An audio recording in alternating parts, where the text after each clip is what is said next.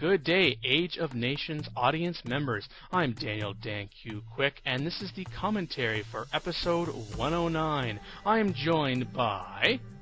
Tom Padilla, H. Padilla. I do...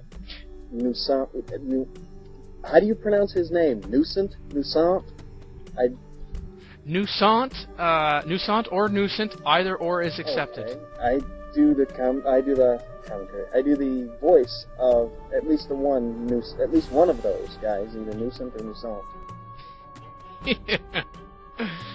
And this episode was written by me based on a storyline written primarily by Gordon Illuminatus Smith, one of the co-executive producers on the series. In this episode, it's the second of a three-part story arc. Continues where we left off in episode 108, seeing as how this is episode 109. That works. And Virtue's archers are being slaughtered by Egyptian cavalry. But we've got this Abraham character, a character who we met before either the Greeks or the Egyptians knew of each other, and he's giving them orders?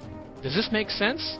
Oh, it doesn't make sense right now, but keep watching. It will be explained before the season is over, I promise.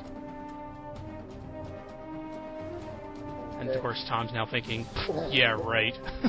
It caught me a little off guard. I wasn't prepared for the question I thought you were actually asking me. I'm going, I don't know. We are humiliated. Well, if you don't know, I'm not going to tell you. Oh, good, because so far, it honestly, I've been surprised by, and I mean that in a nice way, by how much the storyline is really capturing my attention. Greek? And it is a lot about storyline. This is decidedly not, this is not a high budget movie. This is something that you guys are doing because you got to get it out. This is a story that you guys want to tell, and this is how you're telling it. Whether you need the Blair Witch budget or not, this is how it's coming out. I remember reading something from Stephen King saying, oh, I just noticed that paused. Did you ever notice that? Right back there, yes, I did. And or so. Yes, Lord. Paused. Yeah, I know.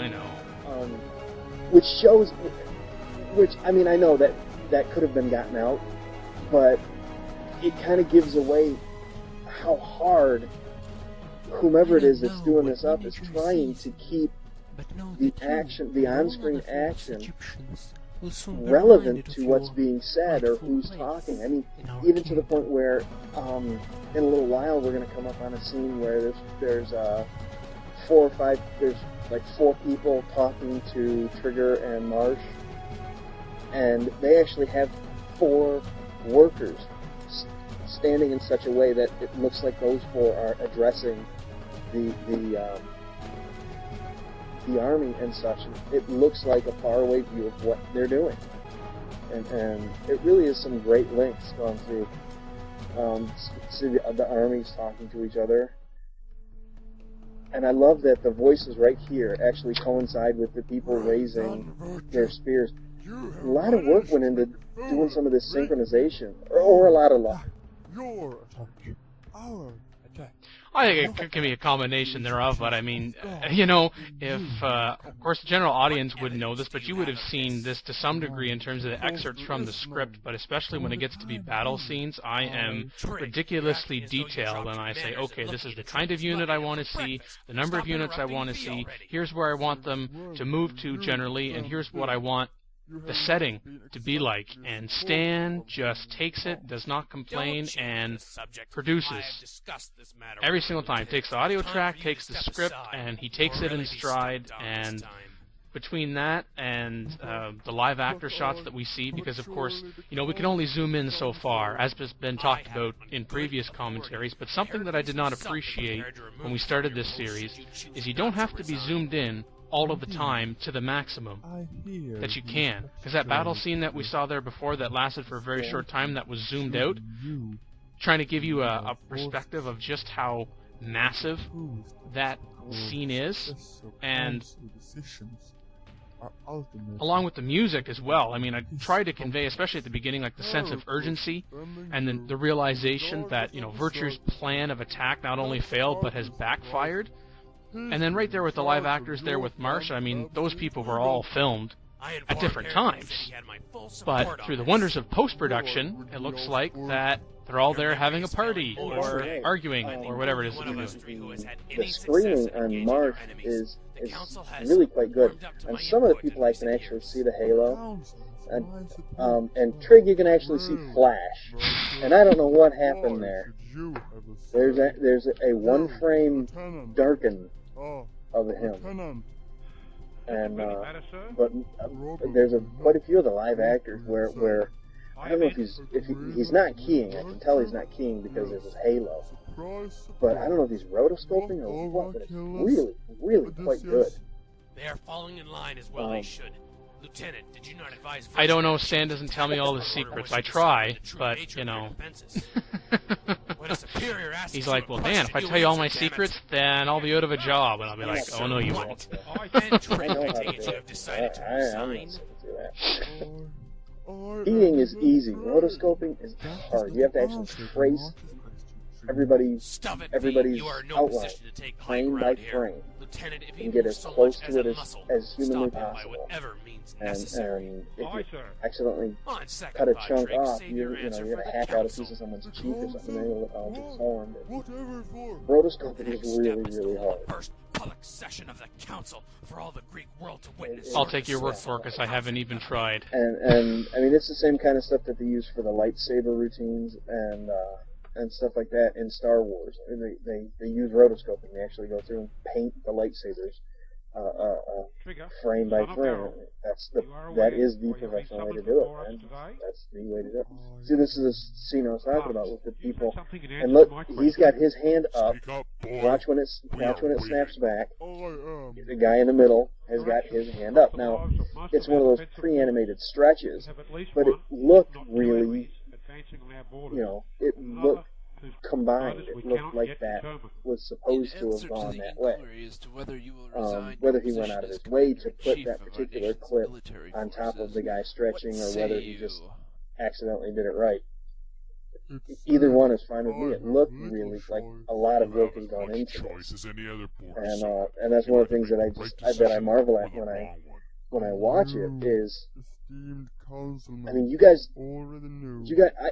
I do wedding videos professionally for a living. I have quite a number of tools at my disposal. I have quite a number of special effects at my disposal. You guys have literally no technology.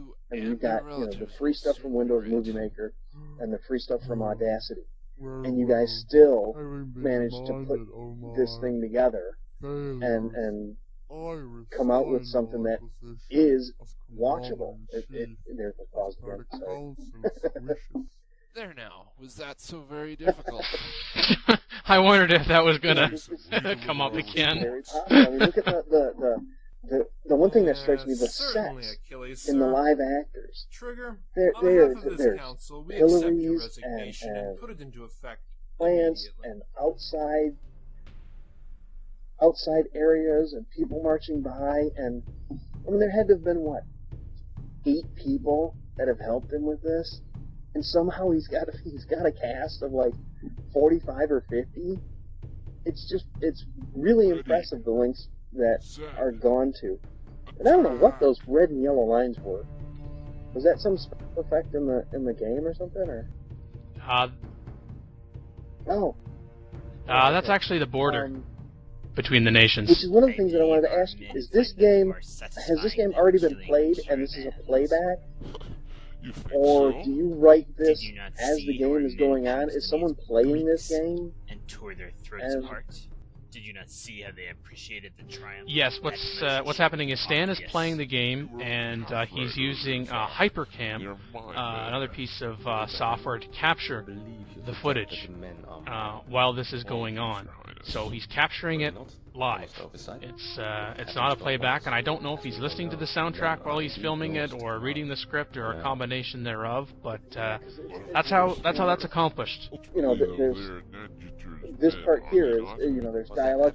He's got to be ignoring enormous chunks of the game. I know that this is not a sit back and watch characters interact game.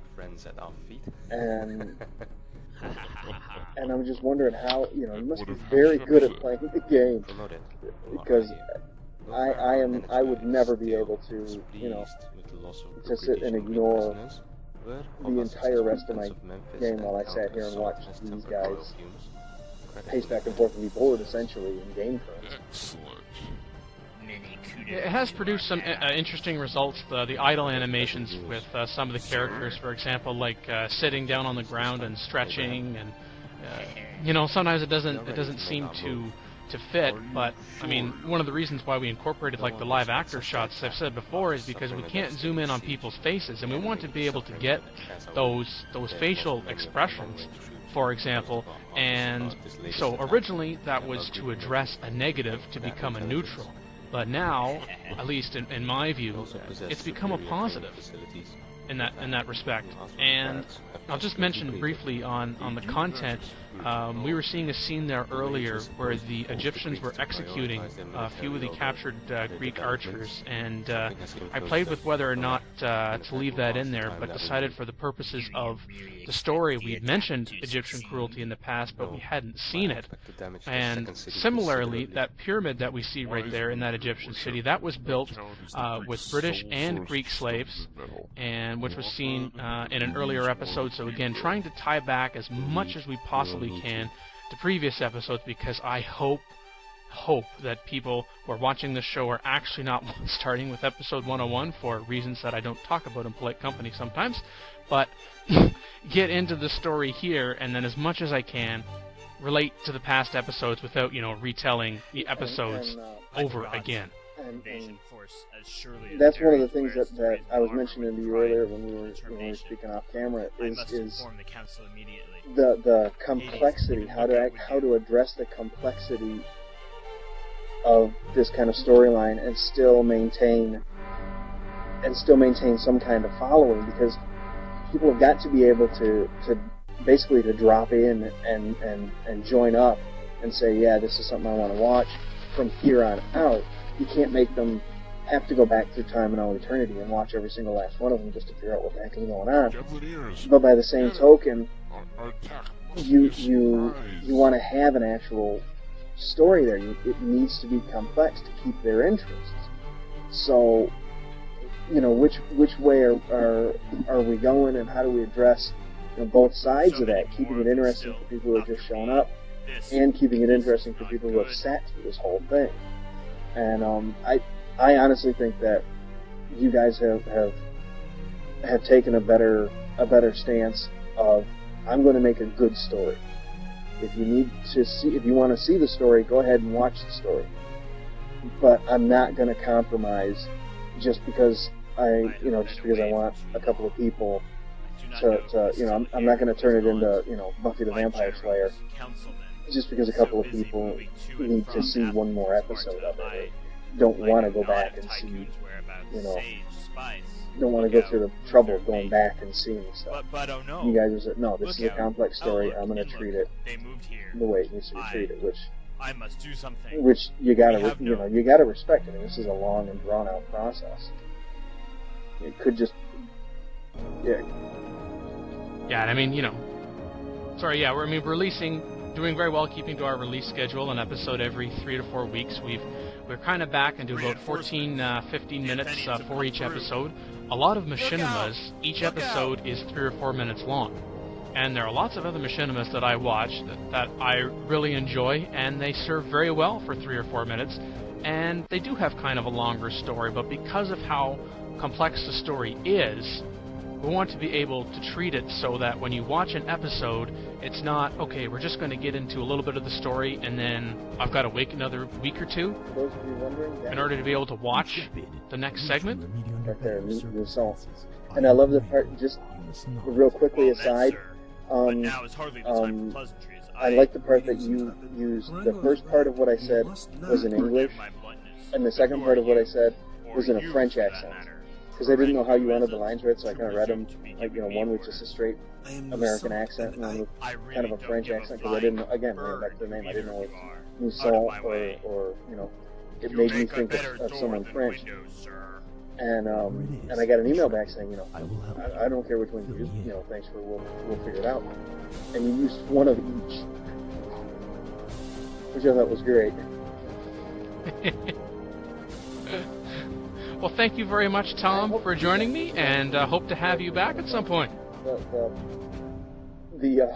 sorry, but the credits are really distracting. They're going really, really quickly. I'm screaming past it, so it's distracting.